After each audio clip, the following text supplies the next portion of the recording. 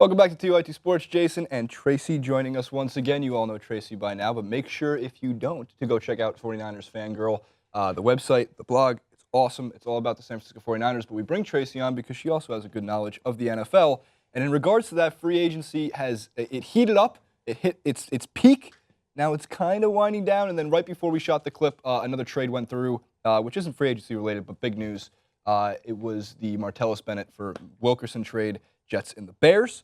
In addition to that, the biggest news of the day, Mark Sanchez signed with the Denver Broncos. That is very huge news, especially for 49ers fans who were hoping he would not sign with San Francisco. In your case, you were like, oh, thank God. Okay, so what we did for this, before we get into our top 5 picks, which we share a few of in terms of free agency, if you want to see a full list, which is very comprehensive, we're going to leave links in the description box below via NFL.com's free agency tracker because there's like 500 names. Therefore, if you want to see some of the other smaller names that have moved and how your team might have improved or possibly got worse, check that out. But Tracy, we're going to start with you because you made your top 5 picks in free agency so far. We have a card for that we can show everybody and just explain as to why these 5 were your go-tos. Well, Rishard Matthews, I know that the big story in Tennessee was the DeMarco Murray trade, and I do not discount that. He's a great player. But Rishard Matthews, a little bit under the radar. Really good wide receiver. He had 11 games last season before he got injured. He had 662 yards, 4 touchdown passes, and I think that's another weapon for Mariota. So I think that's actually a really big pickup by the Tennessee Titans. So I'm excited by that one. Yeah, you know what? I like that they're getting Mariota like a weapon or some weapons because last year it was the Winston versus Mariota battle, and both looked competent enough to be starting quarterbacks in the NFL, and hopefully they improve upon it. So I definitely like that as one of your picks. And as for the other 4, belong to 2 specific teams. Yes, so the Giants, Janoris Jenkins, Olivier Vernon.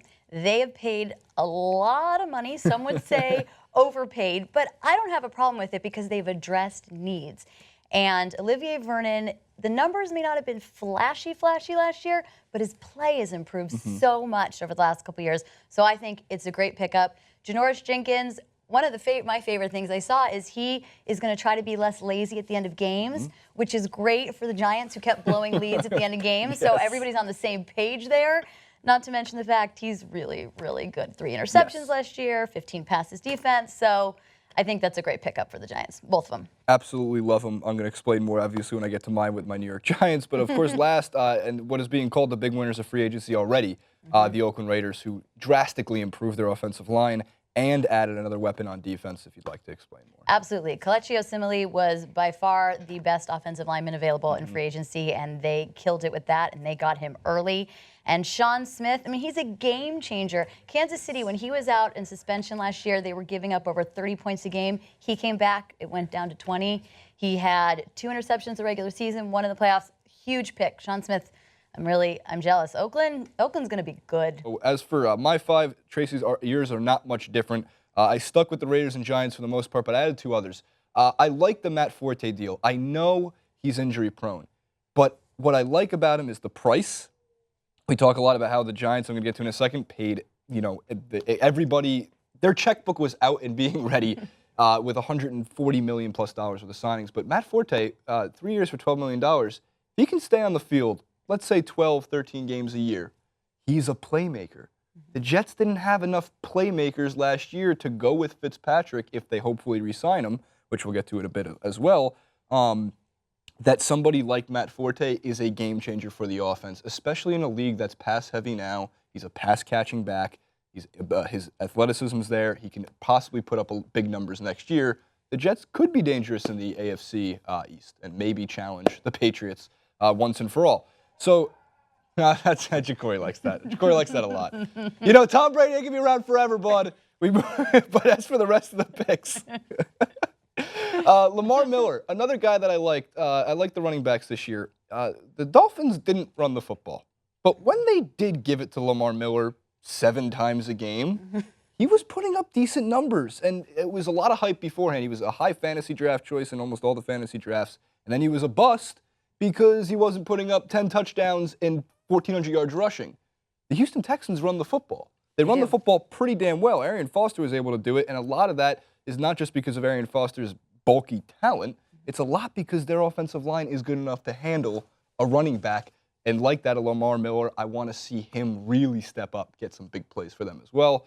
I can't believe I've given so much praise to the Texans and the Jets. But as for the Giants, times are changing. they really, really are. Tracy, you already touched on all the best points about Olivier Vernon, and of course the best points about Osemele as well. I just added Bruce Irvin in there because, look, the Raiders improved their offensive line, their defensive line. They already have Khalil Mack.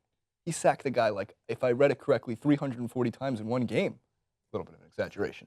And of course, they upgraded with their secondary, and they upgraded their linebacker. Every single part of their defense got an upgrade. Bruce Irvin, obviously an experienced player with the Seattle Seahawks, and a playmaker in that as well. He stays on the West Coast. Mm-hmm. Who knows? That might have a big difference. We know the difference between West Coast teams traveling east, playing early, freaks them out. Or playing later, freaks them out a ton. So to finish up the free agency stuff, Heath Evans of NFL Network ripped into Johnny Manziel. He wants to see Roger Goodell blackball Johnny Manziel from the NFL because he disrespects the game.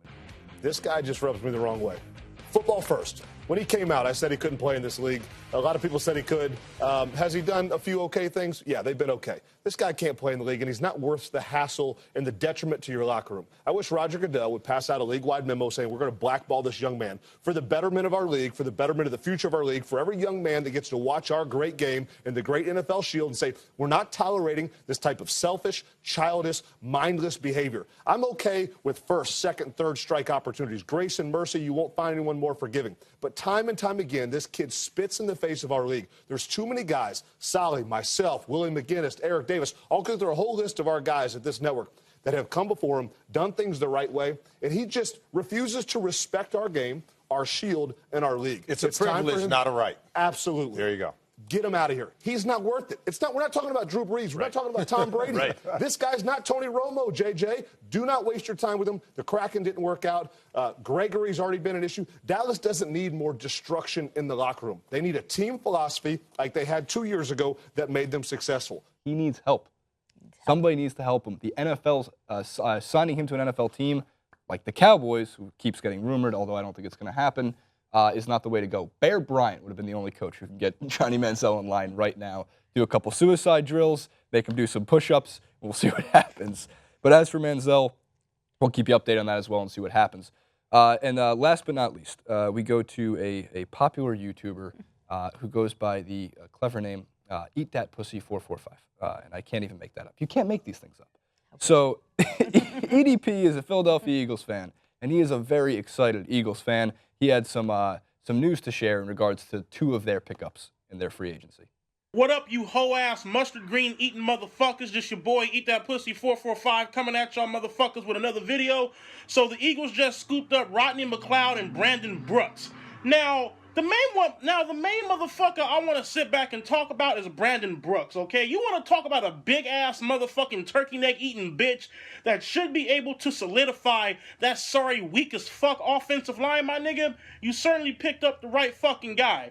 You know, now, as far as Rodney McLeod goes, I'm going to be real, never even heard of this bitch. You know what I mean? Now, I did go on YouTube and I did see that he laid the fuck out of goddamn Emmanuel Sanders when fucking Peyton Manning tried to lob it up to him, and fucking Rodney McLeod just came over there, my nigga, and fucking destroyed his shit, put that punk-ass motherfucker in the dirt. Oh, EDP. He's a character. He also went on to talk about DeMarco Murray. We have that for you as well. All right, you guys, what the fuck's going down? So I just heard some stupid-ass fucking news that is low-key making my fucking blood boil on some real-ass fucking shit. So it's rumored that, that we're trying to trade DeMarco Murray to the fucking Tennessee Titans for 9 times out of 10, it'll be some fucking undisclosed goddamn draft pick. You know what I mean? Me personally, I'm not a fan of trading people for fucking draft picks. I want a goddamn player in fucking return. I will come out and say this, since Tennessee sucked motherfucking cock last year, dude. I think they went, 2-14, worst fucking record up in the league. I will fucking say this, motherfucker. I'm not accepting anything less than a fucking first or second round draft pick. You know what I mean? Nigga, if you sit back, nigga, give me a 3rd, 4th, 5th, and 6th, fuck all that fucking shit. That's fucking stupid. Tracy, again, thank you so much for coming on, talking NFL free agency. Next big step in NFL was the draft. We had some fun at the combine. I wonder if you saw all of the combine news. I did. Which was a lot of fun to watch as well. And NFL draft around the corner. After that, there's a couple long summer weeks before we get back into the action. But again, once again, if you let the audience know where we can find you, Twitter, website, all the good stuff.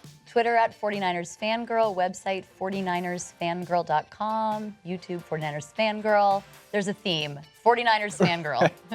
Make sure to check out all Tracy's stuff. It's great. Again, thanks for coming on. We'll see you next time.